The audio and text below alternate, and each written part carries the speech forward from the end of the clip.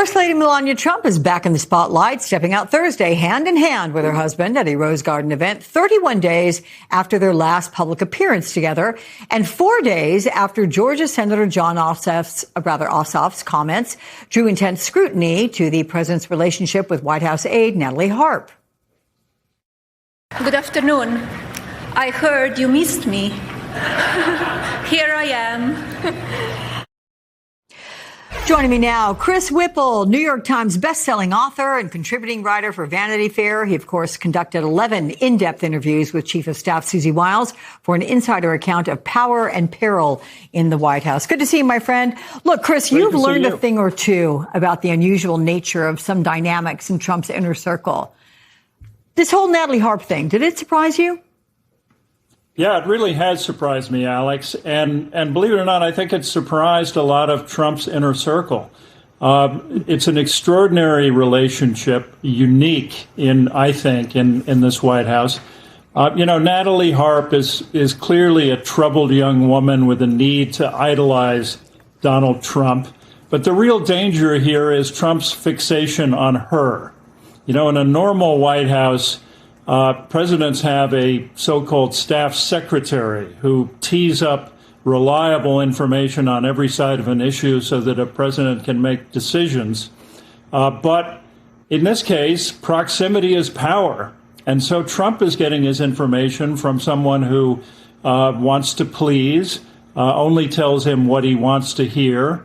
And so he's getting his information from, in effect, from a kind of fact-free fangirl. And that's nobody's idea of a staff secretary in a healthy White House.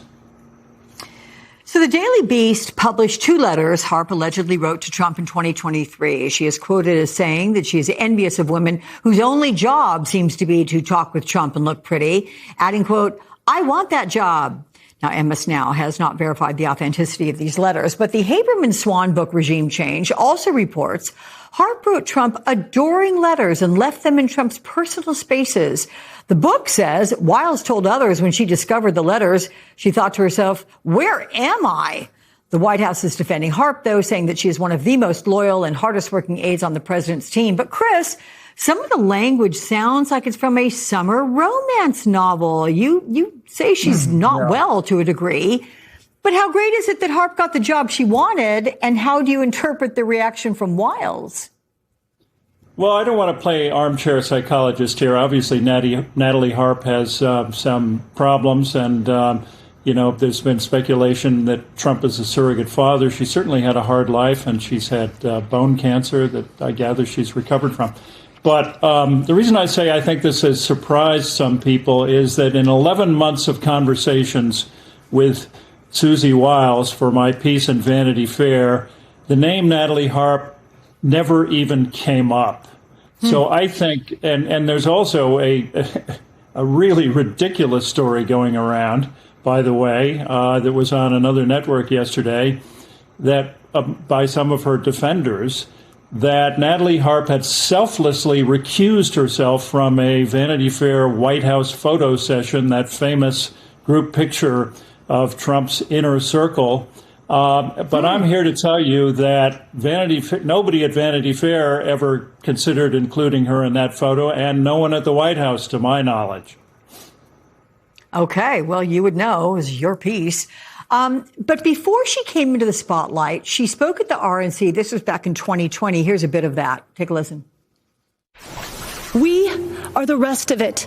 Facts with faces of Americans who would still be forgotten if you and our favorite First Lady hadn't given up your own wonderful life so we could have the chance at one. I mean, her tone is striking. And the Regime Change authors also say that her level of devotion, Chris, attracted the attention of Secret Service. So what would be the main national security concerns over her access to the president? And why would Susie Wiles put up with it? Well, I think the answer to that is fascinating. The truth is that Natalie Harp has a kind of hold on Donald Trump, a kind of magic with him that is equaled only by Susie Wiles' own influence. I think that Trump trusts her. in a way that he also trusts Susie Wiles, and in a way that that he trusts no one else in this White House.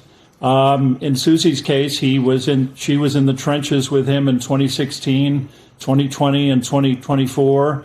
But now Natalie Harp is obviously satisfying some extraordinary need that he has for adulation and for facts he wants to hear rather than the hard truth about the world.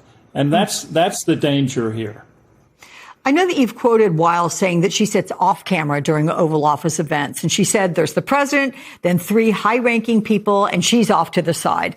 But images of Harp put her in the frame in many instances right next to or directly behind the president. So what is the likelihood that Harp may be stepping on Wiles's toes in Trump's inner circle? I mean, does Susie Wiles get to see Trump's tweets before they go out?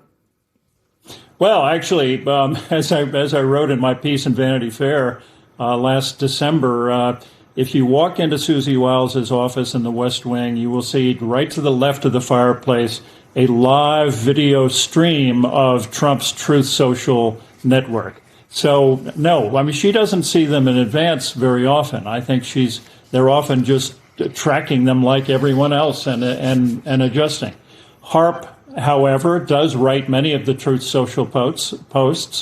Trump dictates them to her. Dan Scavino is another person who does that. But as I say, I think the closeness of this relationship has probably surprised Susie Wiles. She cannot be pleased with the way this thing has blown up and become a problem within the White House. You can tell it's a raw nerve. They've been lashing out. You can tell that Melania is probably not amused, despite that crack she made. But Susie Wiles is a savvy political operator, and she knows just how much Trump depends on Natalie Harp for whatever reason, whether it's ill-advised or not. And I think that if Susie Wiles thought she could fire Natalie Harp, she would have done so by now. I don't think she's going anywhere. Okay.